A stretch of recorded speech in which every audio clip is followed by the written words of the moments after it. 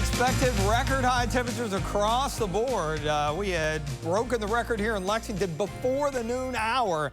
Strong gusty winds, 40 to 45 miles per hour. And the good news is spring warmth rolls along into Thursday before we do see a little dose of reality on Friday. We're going to dodge a few rain showers, it looks like, this weekend. Not a washout. System we're watching on Monday, more wind, mild air, and storms. So this active pattern set to continue. Started out with some clouds, then sunshine, back to some cloudiness. And you see this mess out here to the west. It is working eastward, but in a weakened state. So I think for the most part, we're going to see some gusty showers, maybe a few rumbles of thunder as we go through the evening hours. Wind has diminished slightly because of the cloud cover. We've still got about 45 minutes or so until sunset.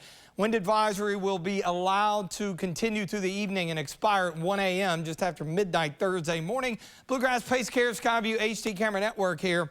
Checking out Richmond, 73 southwest wind at about 15 to 20, occasionally gusting up to 30. But as mentioned, we have backed those down slightly. It'll be windy tomorrow, not quite as strong as what we had today, but still into the mid 70s. And you can see we are in the prime spot north of that warm front. It is cold. It is wintry through the Great Lakes. And of course, with the rain cooled air out here into far western Kentucky. But we are still going to stay pretty mild to warm until the main surface cold front, which is well to our west, moves through probably this time tomorrow. One low will go by, and then the secondary low, that will help drag the cold front through here. So notice on our futurecast, that stuff out west should arrive probably 8, 9 o'clock here in the Bluegrass. Gusty showers, few rumbles of thunder. The only concern overnight will be southern southeast Kentucky. You see the activity kind of training over the same areas,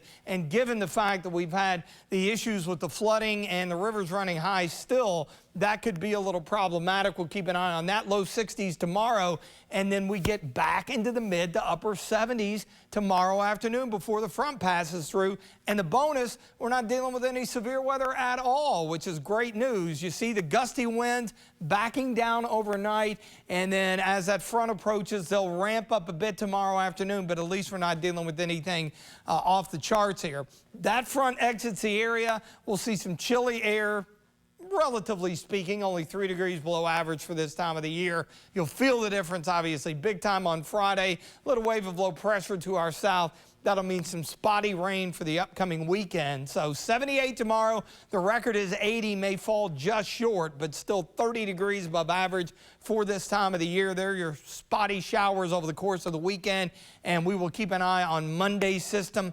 Upper 60s to around 70, rain, storms, wind, and we dry it out and should be fairly mild as we welcome March this time next week.